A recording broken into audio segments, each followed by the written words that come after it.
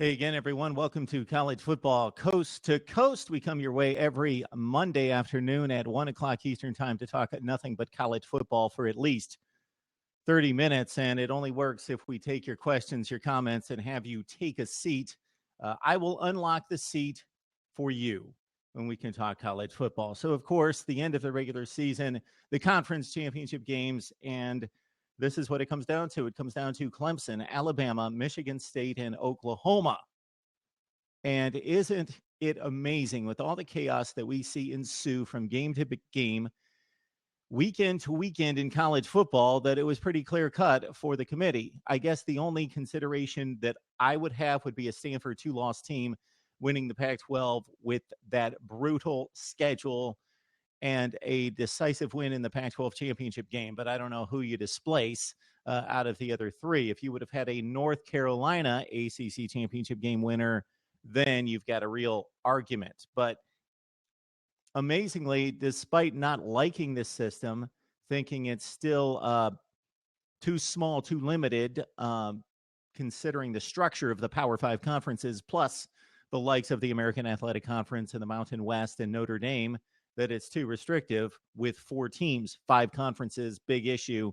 We saw it in 2014 in particular. And just because you lose 2 games during the regular season doesn't make you a worse football team with a worse resume than a 1-loss conference champion automatically. So for some reason, there's something magical about 2 losses, but the committee is willing to jump undefeated teams, i.e. Iowa, with 1-loss teams, but they're a bit hesitant to jump a 2-loss team, a 1-loss team with a 2-loss team. So anyway, we got Clemson, Bama, Michigan State, and Oklahoma with very little thought. These are the 4 best teams. I can't prove it. 4 best teams in college football, in my opinion. And so it's pretty close to the field. It's Clemson. It's Ohio State. It's Alabama. Actually, I would order them Alabama, Ohio State, Clemson. Then I'm giving the nod to Michigan State over Stanford, then Oklahoma. They're kind of 4A, B, and C. Michigan State, Stanford, Oklahoma. It would be a great 8-team playoff. I believe we will get there, not based on this season, that's for sure, but based on Notre Dame being left out or a SEC champion being left out. If Florida would have won the conference this year, or just imagine maybe the most decisive play in college football this year was the Arkansas Ole Miss end of overtime in like a 54-53 game where Hunter Henry, the Arkansas tight end, threw that 4th and 25 pass over his head, the lateral that went all the way back to Alex Collins, who ran it for a first down, incredibly, to knock off the Rebels at home, or Ole Miss goes to the SEC championship game. Then we have a real argument with Bama sitting at home with 1 loss. Didn't happen. It's pretty clean cut. The seeding, I have no issue with the seeding. I would have seeded them Clemson, Michigan State, Alabama, Oklahoma. I believe the Michigan State resume is much stronger than Alabama's. Imagine me sitting here sanely contemplating that a couple of years ago and saying that a Big Ten schedule is tougher than an SEC schedule, but Michigan State defeated. It's a pretty solid foursome here. Iowa, Ohio State, Michigan, and Oregon. Alabama didn't go through those 4. Nothing close to it. LSU, Florida. They didn't beat Ole Miss, beat Mississippi State, a pretty good team that proved nothing outside the SEC. Ole Miss as well. Tons of coaching news all over the place. I'm not going to dive into the coaching news unless somebody jumps on here and wants to ask questions or make comments concerning the coaching, firings, and hirings and movement all over the country. Georgia, South Carolina still open. Well, Will Muschamp, going to South Carolina. Virginia. Everybody, these coaches, the slots don't stay open for long because schools know that they need, first of all, they're targeting a guy or 3 to 4 guys, and they need to get after it. Or even if they're not, well, they are. But even past that, they need to get out there and close up the loop and carry on the football program. It's not a good situation when you're without a head coach, even during the offseason. So, Maryland, Rutgers, South Carolina, Georgia, Miami, all over the place. USC retaining Clay Helton and other coaching vacancies, offensive and defensive coordinator jobs that have become open and closed within days as well. So the latest, Matt Rule of Temple extending his contract by 6 years. All right, let's dive into the bowl games. 41 bowl games. So if you watch me here on Mark Rogers TV, and if you don't, let's get that done. Let's make that priority number one on the to-do list today. So what I've got is a college football channel with right now over 1,800 videos. I've got a network of bloggers, the best bloggers in the country, talking college football nonstop all the time. Mark Rogers TV on YouTube. Knockout video podcast there. I talked about this about a week ago. I thought it was pathetic, would be the best word I can come up with it, from the NCAA to legislate, like they should have any say in the matter, that it's okay now for 5 and 7 football teams, 5 and 7 football teams to play in bowl games. I have no issue with 5 and 7. I shouldn't say that. I do have an issue with 5 and 7 teams going to bowl games. I have an issue with the NCAA legislating that it's okay. If they could clearly do the math before the season started, this was inevitable. When you've got 129 teams playing FBS football, you've got 41 bowl games, therefore you've got 82 slots, and you only have 47 teams missing bowl games. You're going to need losing teams to go to bowl games. So think about that. 5 and 7 team goes to bowl game. They most likely lose. A 5 and 8 team went to postseason play. Why don't we, if we're going to take it to that level of ridiculousness, why don't we have the 2 worst teams in the country play just prior to the national championship game? Different site. I'm thinking Shreveport. I like Shreveport for that game. Nothing against Shreveport. Actually, it would probably become the second or third most popular bowl game. Call it the Toilet Bowl. And we've got the 2 worst teams as selected by the College Football Playoff Committee, possibly. I'm sure that they would enjoy that chore as well. Not nearly as much pressure, but you select the 2 worst teams. They play in the Toilet Bowl. Kansas comes to mind this year, 0-12. SMU, I believe, finished 1-11. Those are the 2 that come to mind, but the Jayhawks, a decided favorite in that one. Okay, let's get to the games among winning teams, most of them. Okay, I'll let you know what I like. Boy, I printed this way too small. Alcorn State, North Carolina A&T gets us started on Saturday, December 19th in the Celebration Bowl. Then we've got the New Mexico Bowl with Arizona, New Mexico, BYU, Utah, Ohio, and Appalachian State. So what am I watching? I love the Power 5 football. Nothing against the MAC, the Mountain West. I enjoy those games as well. In particular, I enjoy in recent years watching the tough defense and special teams from Utah State. Air Force is always fun to watch. Navy's always fun to watch out of the American Athletic. And you talk about a conference on the rise, especially retaining their top coaches.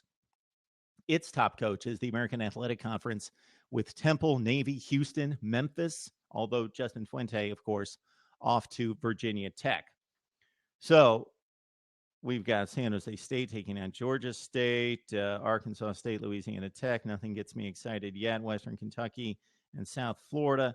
Akron and Utah State, the aforementioned Aggies under head coach Matt Wells, who's been on the show a couple times.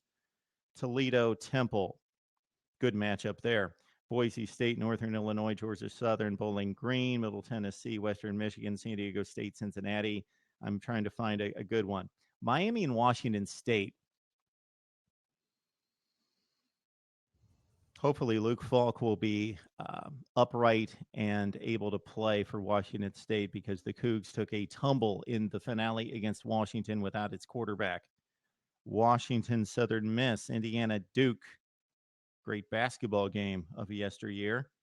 Tulsa, Virginia Tech, UCLA, Nebraska. Okay, UCLA, I don't know if they're lucky or unlucky because this postseason victory is going to gain them little. UCLA, which was playing for a spot in the Pac-12 championship game on the final weekend of the season, plays a 5-7 Nebraska team. That all goes down at the Foster Farms Bowl. All right, Pitt and Navy, interesting matchup. Central Michigan, Minnesota. Minnesota with a new coach as Travis Claeys took over for Jerry Kill. All right, Cal Air Force, interesting game. Would like to see that one. North Carolina, Baylor. Tar Heels plummet all the way to the Russell Athletic Bowl after vying for a college football playoff spot. So that's how far it can fall. College football playoff spot on the line. ACC championship on the line. 11 consecutive wins, vying for 12 against the number one team in the country. You get called for offsides on an onside kick in which you are trying to recover. And you did recover at the 50-yard line with a chance with a minute left plus to score, hit the two-pointer, go to overtime, defeat number one, go to the college football playoff, and a flag later and a few seconds off the clock, and you're in the Russell Athletic Bowl against a good Baylor team that lost its quarterback and had to play with a fourth stringer against Texas. Basically had to play the veer offense, run the veer. All right.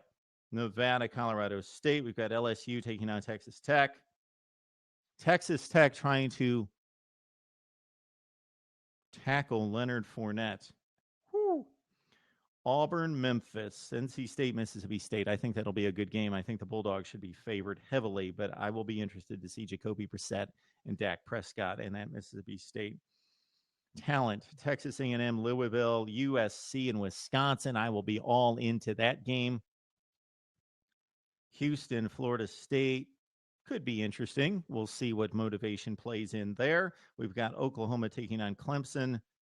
I think I'm familiar with that one. Oh, yes, the semifinal for the national playoff, and Michigan State, Alabama. Then we jump back into bowl participation between the semifinals and the championship game with another Big Ten SEC matchup. If you've heard me on Mark Rogers TV, you know I love the two power brokers in the country, the SEC and the Big Ten getting together. The SEC has obviously been the better conference for the last, most people would think, forever. And a little bit more knowledgeable people would think maybe the last 15 years, the last 7 or 8. Pretty clearly the last 7 or 8. Before that, it was very much an argument. Now it's very much an argument again. We'll see what happens between the SEC and the Big Ten. Alabama, Michigan State being the big one. But if you're comparing conferences, you have to look at the entire scale. And this will be a big one toward that. Northwestern Tennessee, the Vols with a little bit more speed and talent. And look out for Tennessee and Butch Jones in 2016. Michigan, Florida. That's another one. Notre Dame, Ohio State. Everybody's drooling over that one. I also have to think these are two very talented football teams that came that close. Ohio State last second field goal by Michigan State. For Notre Dame, it was take your pick, the 2-point play against Clemson at the end, or the field goal after the drive from its own 10-yard line by Kevin Hogan and Stanford that knocked the Irish out of the playoff. But these are two teams that would like to be somewhere else, even though it is the Fiesta Bowl, and they're looking at another name brand traditional power in front of them. So, although we're excited, the national media appears to be excited. I don't know if the Buckeyes and the Irish are going to be that excited. We'll see. Hopefully they are. Stanford, Iowa, that's a slugfest. Stanford, a decided favorite in that one. So Iowa, nothing new here. You're an underdog again. That's fine. Ole Miss, Oklahoma State, people enjoy looking at that game. I just think the Rebels are going to take that one easily. Penn State and Georgia. I'm interested to see that. Kansas State, Arkansas. I've got to think Arkansas wins that game big. Just similar to the Texas Bowl against the Longhorns last year. Kansas State, Arkansas. Okay, Oregon, TCU. Whoo! I usually don't like these kind of matchups in regards to a couple years ago. No, it was more than a couple years ago. RG3 and Baylor took on Arizona in the Alamo Bowl, and it was just a circus. It was like, 63-56. Nobody could cover anyone. I enjoy seeing high efficiency, well executed offense against a capable defense. Doesn't have to be a great all time defense, but a capable defense. One that doesn't blow assignments, one that has athleticism, one that can tackle in space, and not just guys running all over the field wide open. I want to see where quarterbacks have to evade a rush or they have to stand in the pocket and take a hit while they're delivering the football. They've got to throw it into tight windows, not guys just streaking down the field with no one 10 yards away. And that's what we may have. I'll give TCU and Oregon a little bit more credit than that. They're on a higher rung than Baylor of RG3 and Arizona, but could turn into that kind of game if everybody's healthy. West Virginia, Arizona State. Wow, that's extending the bowl play right there. Both teams disappointing this year. Those were two programs that were under the radar for most people. But for college football insiders, those were two programs that they were looking at to make a major jump and vie for conference championships. And it just didn't work out for either one of them. We quickly saw with both the Mountaineers and the Sun Devils, they can't compete with the big boys. Arizona State out of the gate against Texas A&M, and Aggies team that looked very impressive early fell off after that. So they didn't even lose to a top 25 team. At that point, they were. But Arizona State, with a disappointing season, wrapped it up with wins against Arizona and Cal. So they played well down the stretch, the last two.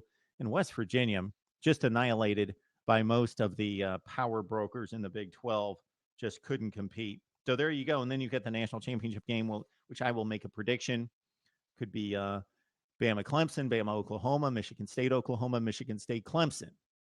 What matchup could be attractive to you? I'm good with any of those matchups. I'm sure if Iowa would have made it, people would have been rooting against Iowa. Half the nation to say, I don't want a 31-10 national championship game. And then the other half saying, basically, go get them Hawks. So we got the Hawks in the Rose Bowl against Stanford. So 41 bowl games. I will try to watch them all. I won't. Can't happen. It's impossible. But I'll try. The DVR will be constantly cranking amongst all the Christmas activity that most of us find suck us up during Christmas time with get-togethers and family and so forth. So this has been College Football Coast to Coast. No one jumping on this week. Need to do a little bit better advertising, but you can catch the show, again, live on Blab every Monday, 1 o'clock Eastern time, and we'll talk college football. And we're talking smart discussion on college football, logical, sensible conversation on college football. I had somebody comment to me a couple of weeks ago that my ratings were inaccurate and flawed because I didn't take into consideration that Notre Dame lost to Clemson because of the weather. Had somebody else comment. Let's see, what were some of the other ones that I didn't factor in the Alabama loss, that they were gassed, that they were out of condition, out of shape in the fourth quarter. Had somebody else comment that I was not factoring in that some teams had poor play calling. Okay. If someone out there can devise a metric that will measure the weather advantage for a particular team, I still wouldn't think it would be applicable because weather is part of football. But even if you could, you're a genius beyond. You should be doing something better with your time, like curing cancer or ending this mess in the Middle East. So if you can come up with a metric that measures how weather conditions affect the game and favor another team by 5.7 points per game or whatever it is, you're brilliant. The next comment concerning the conditioning, that's kind of a part of football. If you're out of shape, even if you're better than the other team, if you're out of shape, get your butt in the gym, run, lift weights. That's why they do that the entire year. They never stop. They take breaks of a couple of days at a time. But other than that, these college football teams, high school football teams, condition year round. That's why. That's why they're throwing up during two-a-days. Conditioning matters. And then third, play calling. They're a team. Team meaning players and coaches. So yes, Ohio State has an advantage because of Urban Meyer, Alabama because of Nick Saban. And those are the two obvious examples. There are others, of course. There are great coaches all over the country. Mark D'Antonio not getting his due many times. But that's part of it too, play calling. So if you've got a poor offensive coordinator, then that's part of the equation as well. And that's going to factor into the result. All right. College football coast to coast, we come your way every Monday at 1 o'clock Eastern time. We'll be back next Monday, and you need to jump on board, take the seat, add your questions and comments. We'll see you next week.